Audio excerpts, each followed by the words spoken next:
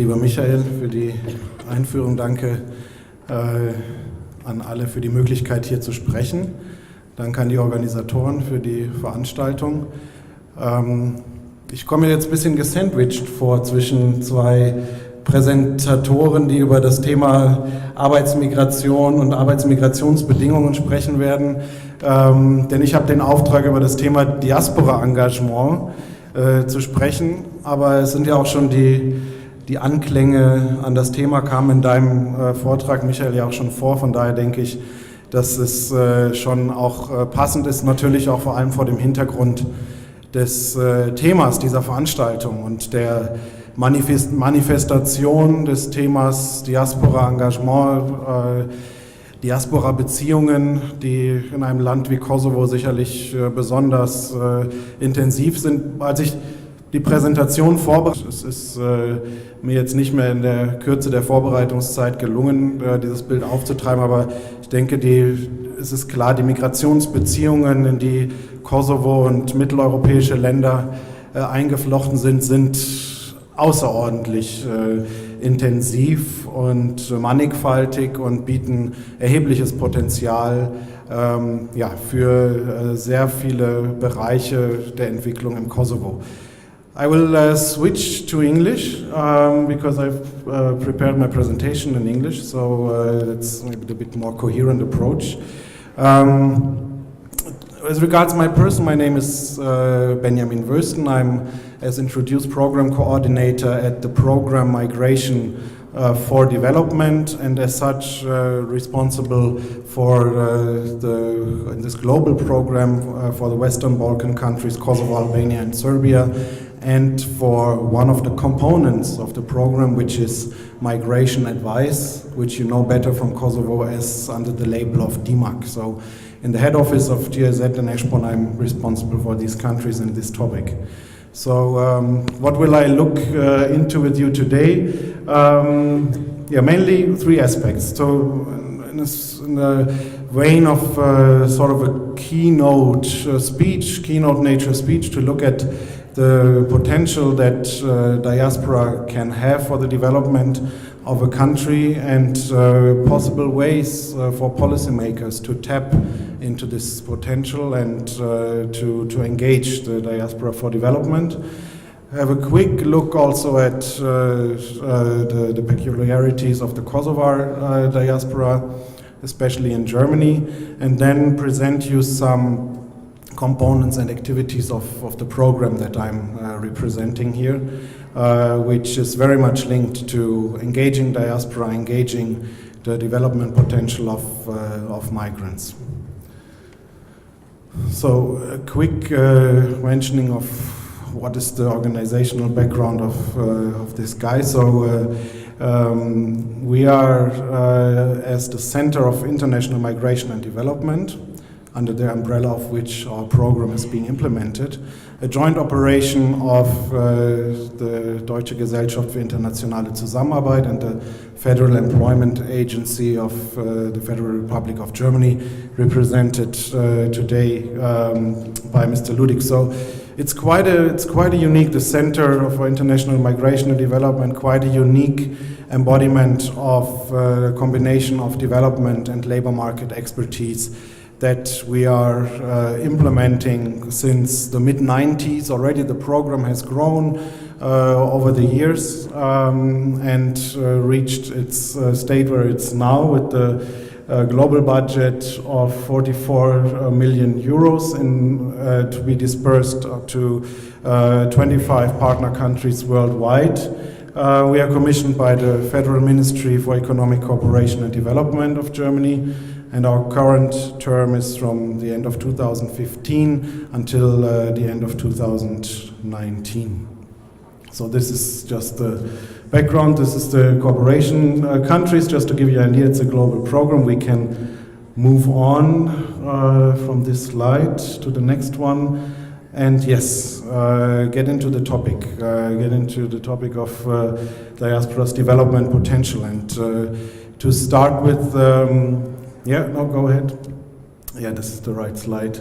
A bit on the definition of the term diaspora, because it's always People associate very different concepts and ideas with this term.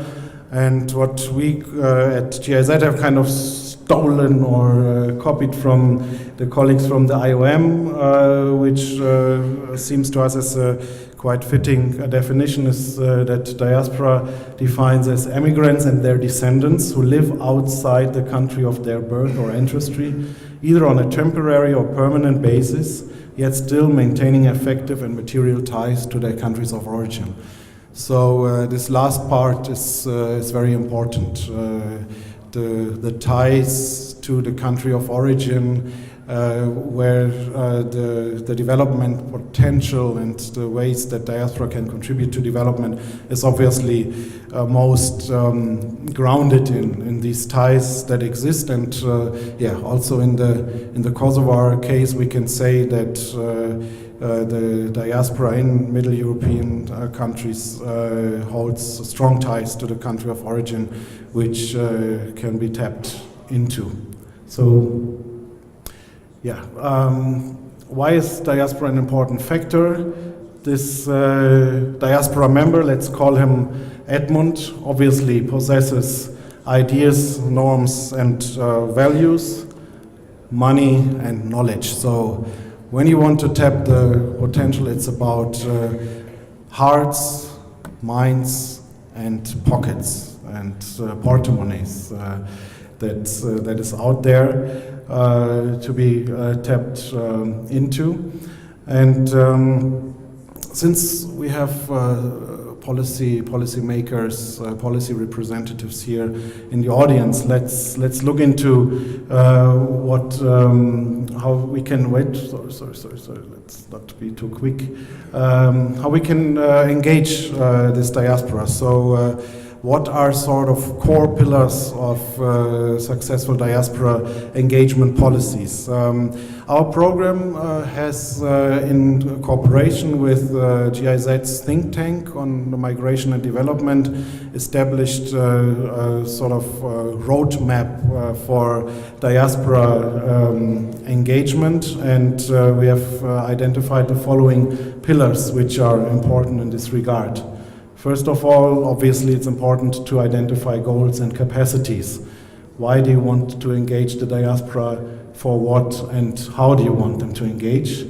The second very important basis, obviously also been mentioned by Michael, is the knowledge, the information basis on your diaspora. It's like migration, a moving and complex phenomenon with shifting boundaries, affiliations, and such. And it's important to have an up-to-date sort of mapping and information on your diaspora and on what you want to engage. Build trust. Very important. Get into the communication with the diaspora and provide incentives.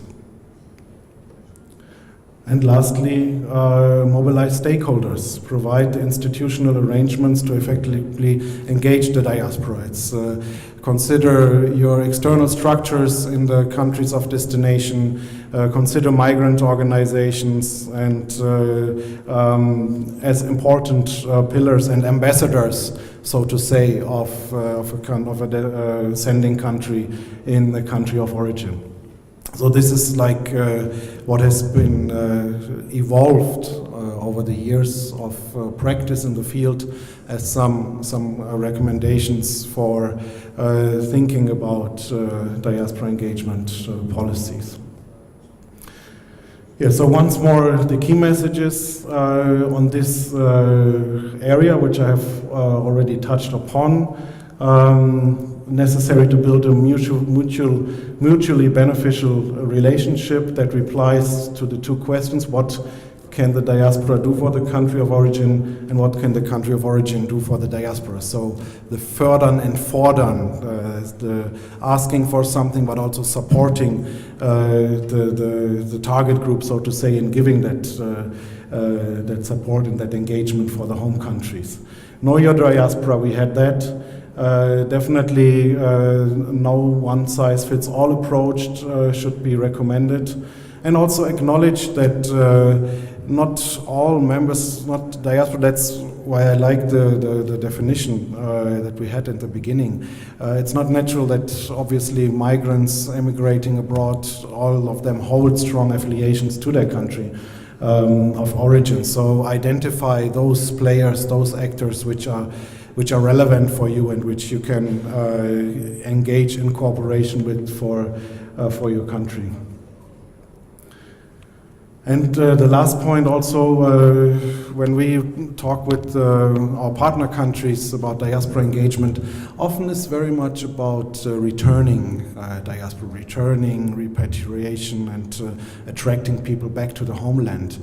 Consider that this is a very important contributing factor of the diaspora to development, definitely, but it's not the only one.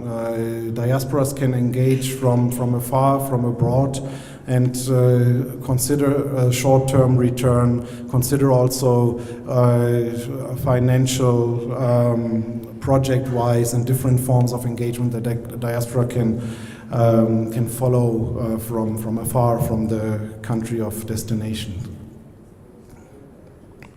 So you are all experts on this topic, but to focus a bit on also this specific context,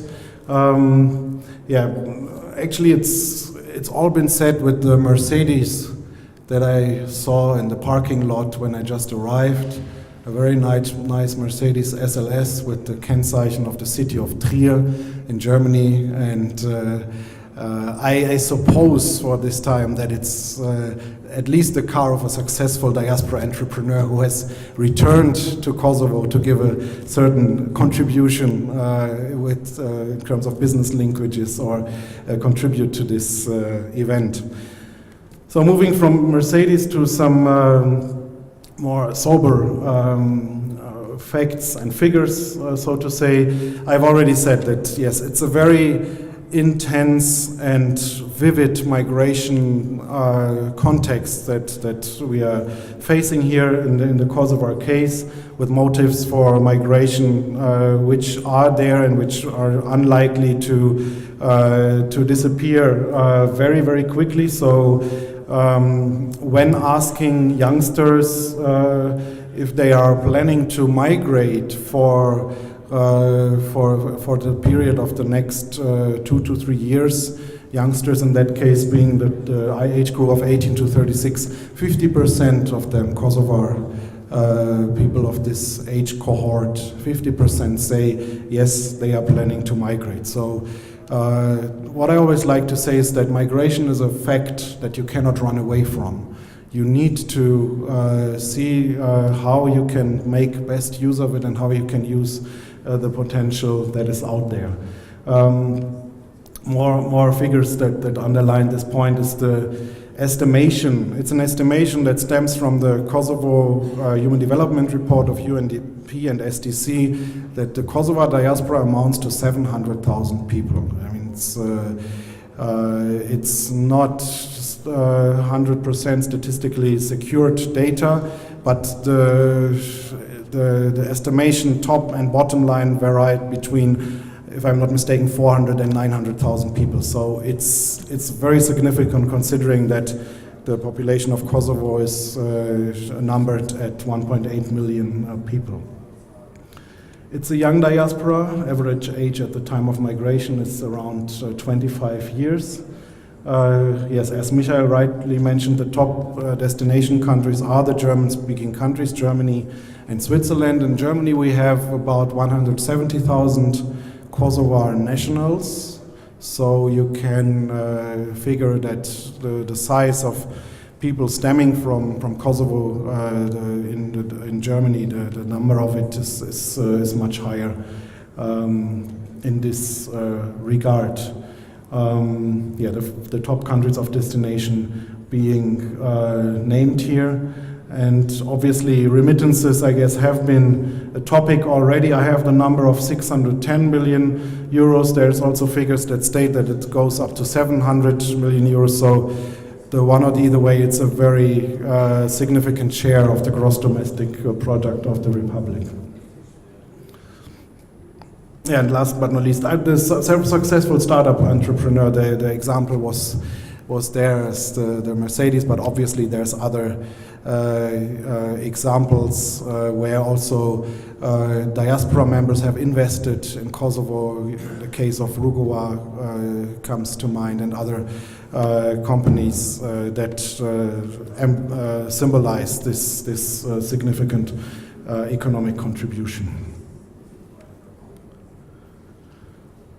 So having said this, having set the scene, so to say, let's focus a bit on the program Migration for Development, the program that I am representing from the head office, and see what in the way of diaspora engagement our program is contributing, and where the cooperation potentials and the ways in which we as a program can get into the topic here and are getting into the topic in Kosovo.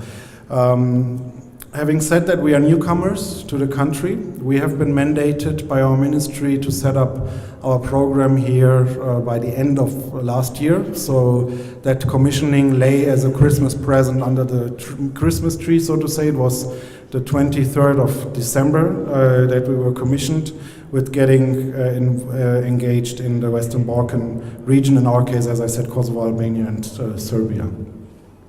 So to give you a very brief overview about of our components, it's the 5 of them. The bread and butter business is that what's written in the center, the development-oriented return.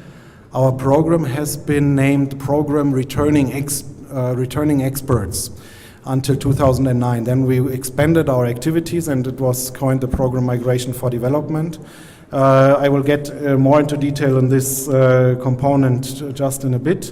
The overall objective of our program is to enable migrants to make a development-relevant contribution in their home countries and to improve the framework conditions for migration. So we have a multi-level approach. We are active on the micro, meso, and macro level. So from individual support, our slogan is "One person can make a difference," until the macro level and strategic support and advice to governments and ministries. So in the area of individual support on the micro level, we have the development-oriented return, the component business ideas for development, where we support not only return into employments, but also return into starters or people who want to set up a business in their country of origin. The diaspora cooperation component aims at what I have mentioned in the beginning, that the development potential of migrants abroad doesn't only derive from people returning, but also from people staying in the country of destination and engaging in different ways for the development of the country of origin. So this origin. The 4th news, so to say, is migration policy advice, where we engage in advising, as I said, ministries and government bodies in mainstreaming migration into policy making, so developing strategies for migration and development, assisting, for example, a structure like the Labor Ministry in setting up a strategy and a policy frame to structurize and manage labor migration in a development relevant way.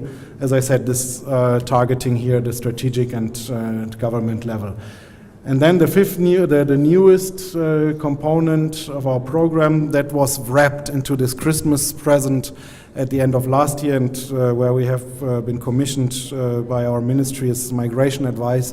As I said, you know it very well here in the Kosovo context through the DIMAC. It's very shortly one-stop shop migration advice centers, aiming at carrying out target group sensible information on labor migration opportunities and also employment perspectives in the country of origin, in order to enable migrants and potential migrants, as well as returning migrants, to migrate on a well-informed basis.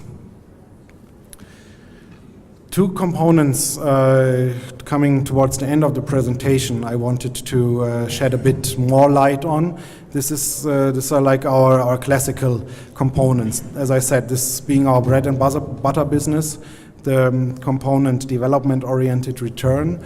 Here we support people, migrants who have been educated in Germany, who have studied, who have gained a qualification, who have worked in Germany, and who intend to return to their country of origin, intend to return to Kosovo in order to be employed in a development relevant position. So together with our partner in our joint operation, the Federal Employment Agency, we inform about our possibilities. We recruit these people, these migrants in Germany, and we place them into positions in Kosovo, in the countries of origin.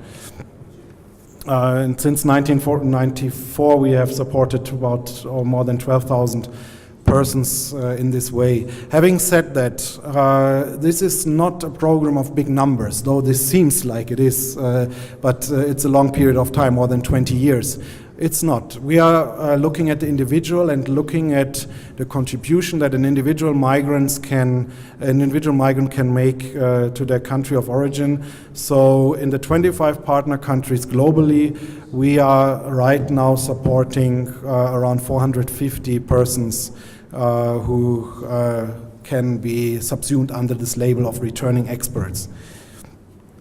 How do we do that? I already said, information and consultancy, training the migrants, placing them into positions in the country of origin, allowing them to network with alumni from Germany, with entrepreneurs, with other development actors in the country.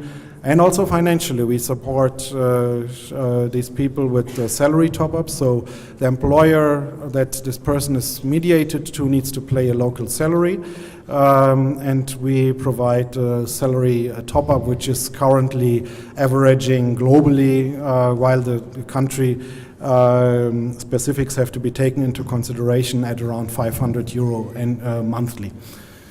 We also have the possibility to enable the returning experts to work in a suitable working environment and subsidize workplace equipment grants. And last but not least, also travel and transportation costs can be financed through our program. The second component, because the topic is diaspora engagement, that I wanted to get a bit more in more detail, is the diaspora cooperation component. And this is also like the sort of the conclusion of my presentation.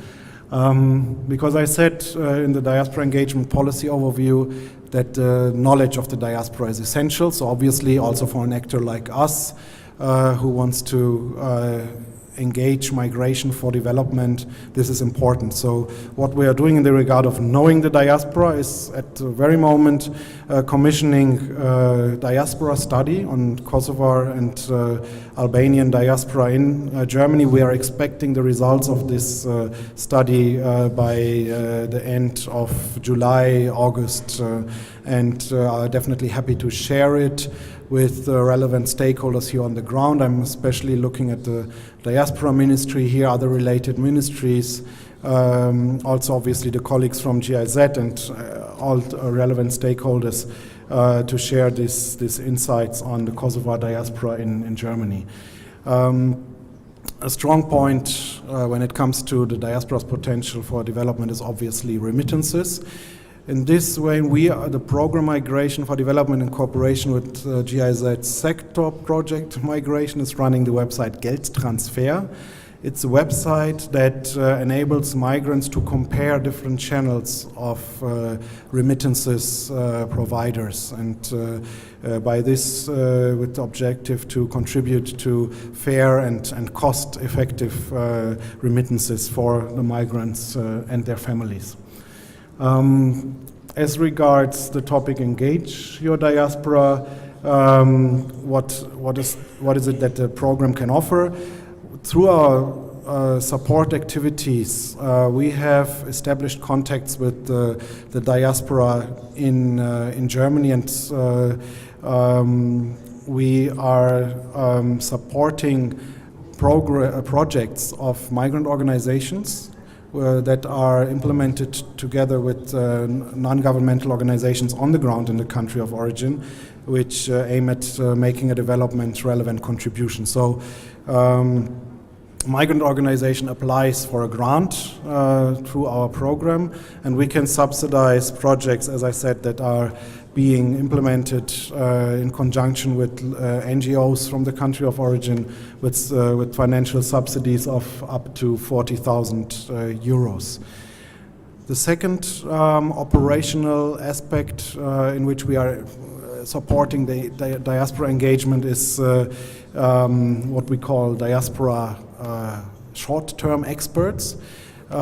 Here we support not the return for good to the country of origin, the long-term return to the country of origin, like we do in the returning experts component, but people who want to keep their life center in Germany, but maybe think about making for example, a university professor who in his semester holidays wants to go to his hometown university to teach certain classes, or a doctor who in his spare time wants to operate in his hometown clinic. Assignments like that, we support them on a duration of 6 weeks to 6 months with allowances, knowledge transfer trainings, and also the placement and accompaniment services we are offering here in this regard. So this is also about it regarding this presentation.